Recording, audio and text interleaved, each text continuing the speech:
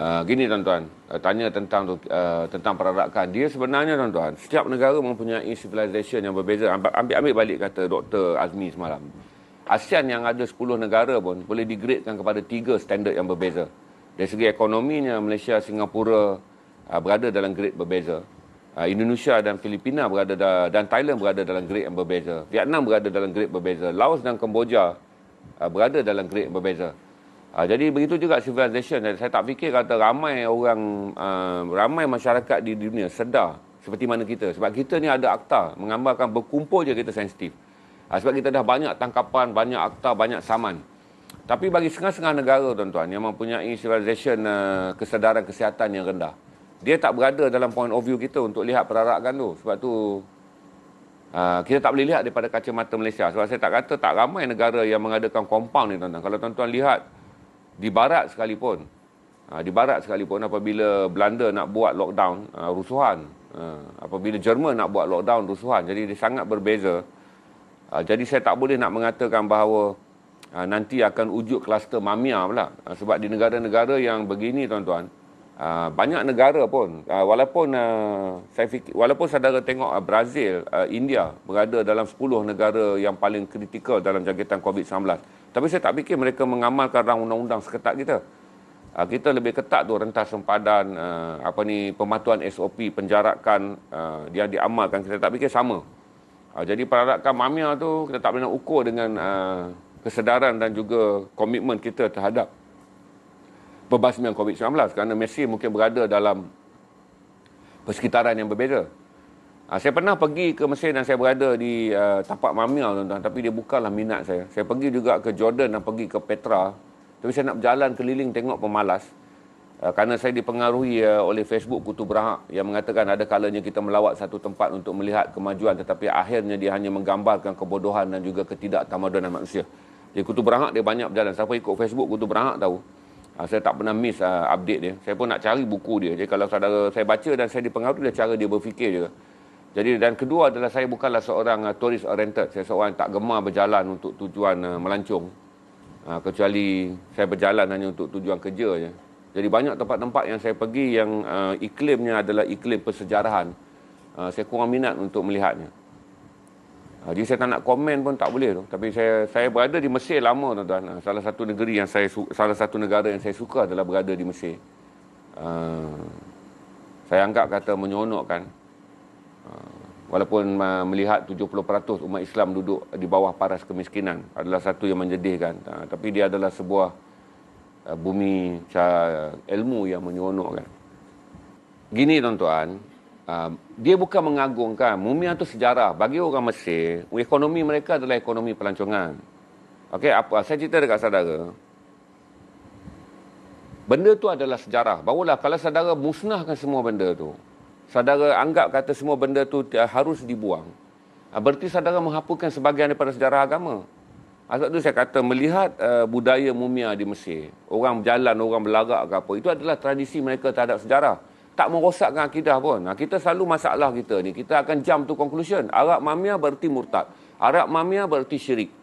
Memulakan Mamiya, tidak, itu adalah sebahagian daripada... Saya jawab soalan tak? Itu adalah sebahagian daripada cara mereka mempromosikan pelancongan. Apatah lagi sekarang pelancongan telah merudum dengan teruk. Ekonomi Mesir adalah ekonomi pelancongan. Saudara, penjarah dan pencuri khazanah yang paling kaya di dunia adalah mereka yang menjarah dan mencuri khazanah Fir'aun. Sebab pasaran dalam dunia ini, pasaran gelap pun berlaku.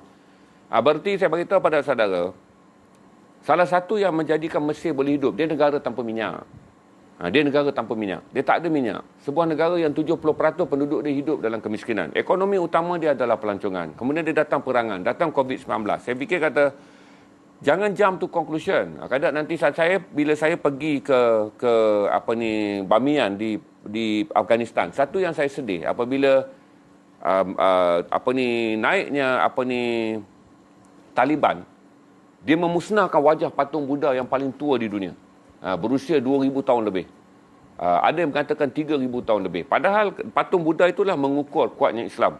Walaupun Bamiyan dianggap mempunyai sejarah Buddha yang lebih tua daripada mana-mana sejarah di dunia. Kerana patung Buddha yang tinggi di Bamiyan tu tuan-tuan, pada zaman dulu, orang-orang Buddha yang daripada China, ketika mereka belum lagi mampu menghasilkan patung Buddha baring. Sebab Buddha berdiri ada di Afghanistan, Buddha baring ni ada di China. Kemudian dia ada Buddha baring di Thailand. Selama 1000 tahun lebih, orang-orang ni akan pergi ke Afghanistan pada waktu tu untuk menyembah Buddha berdiri. Patung Buddha yang pertama dibangunkan dianggap sejarah Buddha yang paling tua di dunia. Jadi bila dia musnahkan, dia memberi gambaran seolah melihat patung akidah lagi. Sebab tu saudara jangan jump to conclusion dengan mengatakan bahawa saya taklah moderate. Tapi saya kata saya tidaklah kuno dan tidaklah kolot. Dengan mengatakan akidah orang tu, tuan-tuan, Mesir adalah sebuah negara miskin. Tetapi di situlah universiti yang pertama dipanggil universiti yang berasaskan daripada infak, daripada sedekah orang Al-Azhar. Tertua di dunia, terhebat di dunia. Sebutlah, semua ulama'-ulama' besar di dunia ada kaitan dan sejarahnya dengan belajar di Al-Azhar. Jadi saya kata jangan perlekehkan dengan mengatakan bahawa perbuatan tersebut akan jadi syirik, perbuatan tersebut akan merosakkan akidah. Dia ada satu promosi pelancongan je. Waktu mereka pergi tu, dia tak berada macam kita ni. Keluar kita ni sebab dikolotkan oleh pandangan taksub. Macam saya tengok hari ni orang berkelahi pasal tawasul tu. Maki hamun dalam Facebook Dr. Mazhar. Terkejut saya. Jadi saya kata tak munasabah tu kita nak pergi jump to conclusion dan menjadikan gambaran bahawa semua perkara tentang agama kita akan melantun dan naik kepada suhu yang tak sepatutnya, tuan-tuan. Saya bagi tuan-tuan, rebus telur kalau lebih pada suhu, rosak telur tu. Okey? Kalau saudara sejukkan ikan pun lebih daripada suhu, rosak ikan tu. Berarti keterlampauan akan menjadikan kita merosakkan benda. Rebus telur, tuan-tuan, bukanlah berarti saudara perlu rebus hingga lebih daripada tahap didih. Begitu juga apabila saudara berpegang pada akidah, jadi lebih dia akan menjadi saudara seorang yang jumud. Menjadi keterlaluan pun akan menjadi seorang-seorang yang fasik. Saya tak fikir kata jangan jump to conclusion kerana mereka sedang bertarung kerana Mamiya adalah datangnya orang-orang yang mencintai sejarah. Untuk pengetahuan saudara, tak ada penganut Firaun pun dalam dunia ni sekarang. Tak ada penganut Firaun. Firaun pergi, tak ada siapa bertuhankan dia. Walaupun bukan orang Islam. Ingat tuan-tuan ya. Firaun tidak sekarang dianggap tuan oleh mana-mana. Tak ada sejarah ada orang menyembah Firaun sekarang. Dia dilihat sebagai satu artifak sejarah daripada kerajaan purba yang paling hidup kerana tamadunnya sangat besar. Jadi kalau saudara pergi ke King Valley tu dan gali, tidak ada tahun orang tidak menemui perkara baru tentang Firaun. Dan Firaun menjadikan Mesir sebagai mercu tanda. Mana siapa yang pecinta artifak dan nak melihat manusia. Kalau saya pun tuan-tuan, saya akan berbangga. Kerana dia akan mengangkatkan lagi nilai keimanan Nabi Musa dan pengikut-pengikutnya. Memahamkan kita lagi tentang Al-Quran. Kerana Firaun adalah antara sumber yang besar yang diceritakan dalam Al-Quran. Itu saya jelas kepada saudara kata tak ada tu, jangan jump to conclusion. Nak samakan dia seperti orang Islam menyertai Taipusam. Tak sama tu. Sebab dia adalah sebahagian daripada fenomena sejarah dan juga fenomena pelancongan di Mesir. Saya menganggap itu promosi semula tu untuk menghidupkan kembali pandangan dunia bahawa Mesir masih lagi menyediakan pelancongan yang istimewa bagi mereka ingin melihat sejarah yang berusia 3,000 ke 5,000 tahun di bawah frasa Firaun yang sangat panjang. Jadi saya tak fikirlah kita nak perlu katakan benda tu akidah, tuan-tuan. Jangan jam hingga macam bergaduh pasal capal. Saya terkejut baca tu dengan maki hamun dan saling mengisytiharkan kafir mengkafir hanya kerana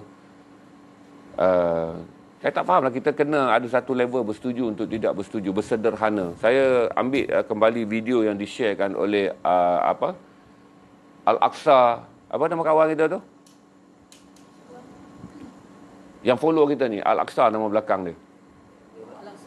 Al-Aqsa, dia share semalam. Saya bagus, saya puji. Saya terima kasih. Kerana video yang saudara kongsikan di Facebook saudara menyebabkan saya menitiskan air mata pada pukul 3 pagi apabila saya menontonnya. Al-Aqsa Alibaba. Tuan-tuan, dia cerita mengenai Imam Syafi'i dan Imam Maliki. Jadi Imam Syafi'i ini adalah guru pada Imam Maliki. Cerita sangat mudah. Kedua-dua anak murid ini mempunyai pandangan yang berbeza mengenai rezeki. Kata Imam Syafi'i, aku akan berada di sini untuk mengajar. Maka aku yakin bahawa rezeki akan datang kepadaku.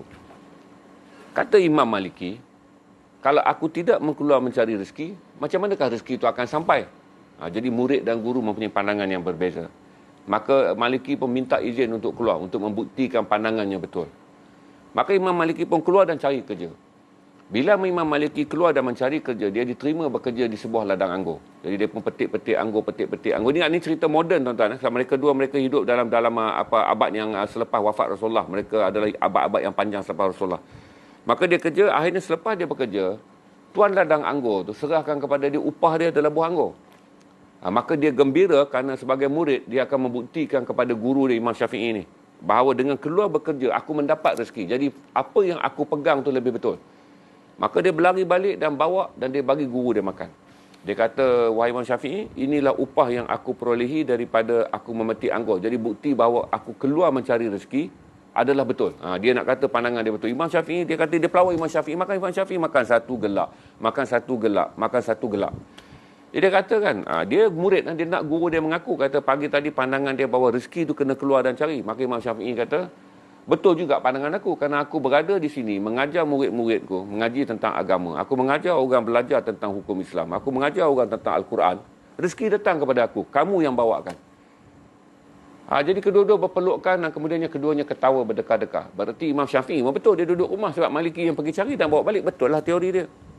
Imam Maliki ni pula berjaya membuktikan juga kalau kedua-dua mereka berada dalam keadaan yang betul. Tapi bagusnya dia kata, para sejarawan yang mengkaji perwatakan dan juga sikap, dia kata sebenarnya itu membuktikan kebesaran jiwa. Berarti walau bukan besarnya ilmu, untuk sampai kedua orang berpeluk dan mengatakan bahawa Syafi'i menghormati pandangan Maliki keluar cari rezeki itu adalah betul, dan Syafi'i akhirnya mengiyakan bahawa tahap gurunya mengajar agama rezeki boleh sampai ke rumah, itu Allah atur.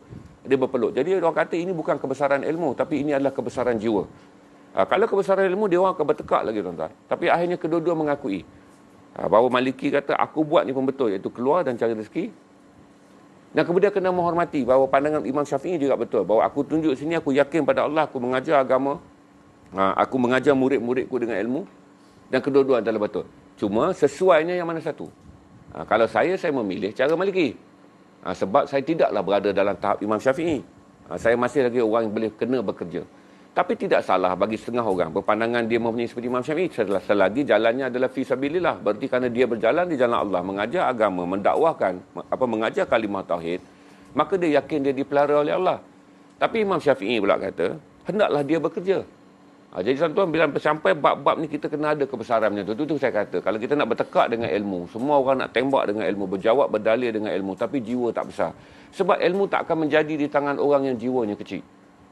Sebab tu kita payah, tuan-tuan. Sebab saya kata dekat tuan-tuan, bila saya tengok pagi ni perdebatan yang panjang kerana isu capal saja, logo capal Nabi tu saja.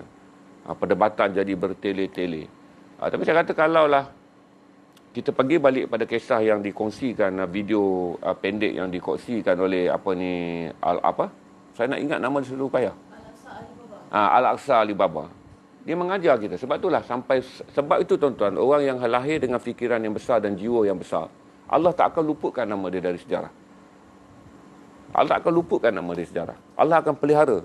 Kerana sejarah akan mengajar kita benda penting. Terutama yang saya cerita tadi, kisah-kisah Imam Syafi'i dan Imam Maliki. Bersetuju untuk tidak bersetuju dan meraihkan perbezaan pandangan dengan berpelukan. Bahawa akhirnya seorang berpeluk tahniah bahawa betul pandanganmu bahawa kena keluar mencari rezeki.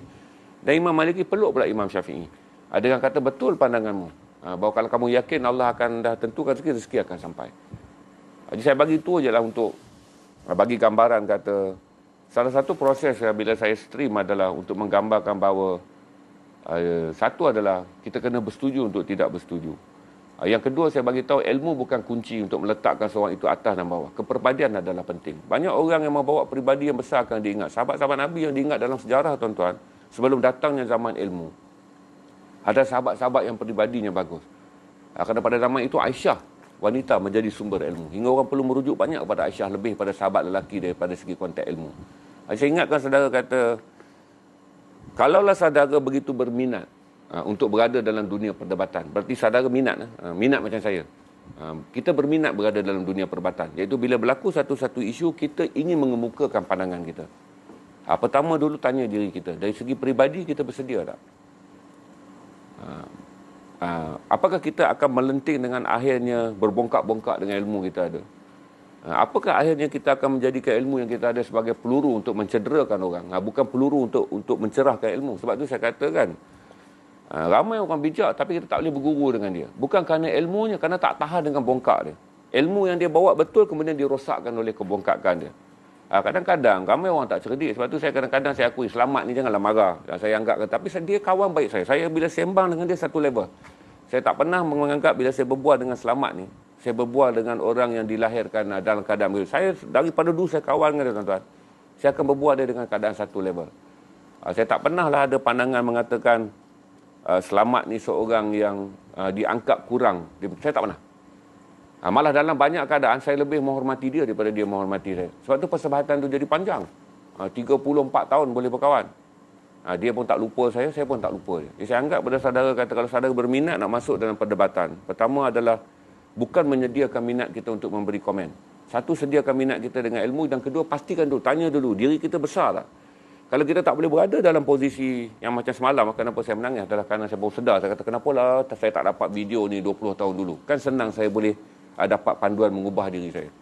Jadi itu terima kasih saudara-saudara tengok video tu. Saya rasa diterbitkan di Indonesia. Sah lah tu diterbitkan di Indonesia. Tapi bagus kisah Imam Syafi'i dan Imam Maliki.